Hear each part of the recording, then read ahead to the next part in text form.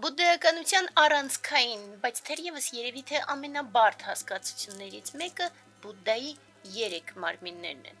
այդպես կոչված տրիկայը։ Ընդհանրապես այսօր մենք օգտագործելու ենք սանսկրիտի տերմինները, որովհետև հիմնականում սուրբ տեքստերում հնարավոր է հանդիպել հենց սանսկրիտի տերմիններին, այնուամենայնիվ իհարկե Տիբեթում օգտագործում են տիբեթական անունները եւ մենք դրանով ենք սովորում։ Եվ այդպես, երբ որ մենք խոսում ենք եռամարմնի մասին, մենք ինչ-որ ձևով զուգահեռ ենք տեսնում նաև քրիստոնեության հետ եւ ինչպես վերջում կտեսնենք։ Եվ այդպես մենք ասում ենք կա 3 Բուդդայի մարմին, 3-ը միասին են եւ 3-ը նույնը։ Եվ առանձին անգամ դիտարկելը այնքան էլ իմաստ չունի։ Այնուամենայնիվ, երբ որ մենք խոսում ենք բարձրագույնի մասին, Դհարմակայայի, Չյուգու, ուսմունքի մարմնի, մենք ասում ենք, որ այն երբևիցե չծնվող, ավարտ չունեցող, տրանսցեդենտ, ամենտեղ եղած եւ ամենը ընդգրկող դատարկության գաղափարն է։ Ավելի ներքևի աստիճանում մենք դիտարկում ենք երանելիության մարմինը։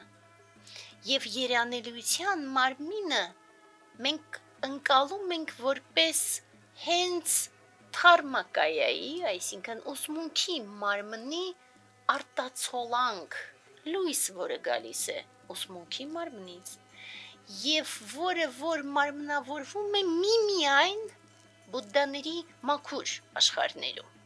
ոչ այլ վայրում։ Բայց նաև մենք ասում ենք, որ երանելիության մարմինը փոխանցում է այն ոգևորությունը,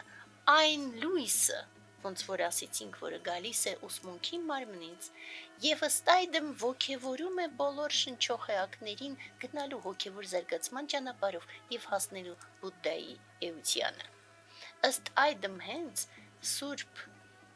պատկերներում մշտապես նկարագրվում են Բուդդաները եւ Բոդհիսատվաները ճոխ զարդարանքներով։ Այդ ամբողջ զարդարանքները հենց խորհրդանշում են երանելիության մարմինը։ Եվ երրորդ մարմինը դա արտահայտության կամ երբեմն մենք ասում ենք պատրանքային մարմինն է։ Այն մարմնավորումն է, որ այլևս կարողանում է ստանալ ուսմունքի մարմինը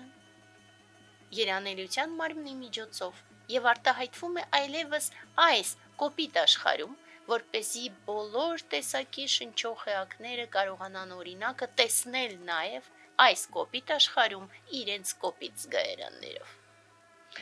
Ահա սա ընդհանուր նկարագրությունն է,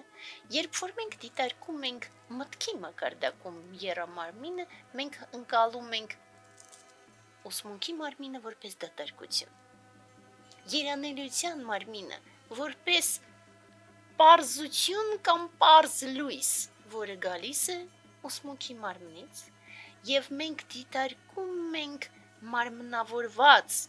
մարմինը, ոնց որ ասեցինք պատրանքային մարմինը, որպես հետևանք էներգիաներ, որոնք որ գալիս են դատարկության եւ պարզ լույսի ձուլումից։ Սա մյուս բացատրությունն է, եւ եթե մենք տեսնում ենք օրինակ մենք շատ հաճախ դիտարկում ենք եռամարմինը թե մտքի մակարդակում, թե տարածության առումով եւ թե սրտի, եւ զուգահեռը բացատրությունը, որը որ շատ հաճախ սուրբ տեքստերում բերում են, որպեսզի մարդիկ ավելի շատ հեշտությամբ ընկալեն եռամարմինը, մենք ասում ենք նայեք օրինակ կարագը։ Մենք ընկալում ենք, որ կա կաթ, այդ կաթը ինքնին կարելի է զուգակցել ուսմունքի մարմնի հետ։ Այն պոտենցիալը, որ ունի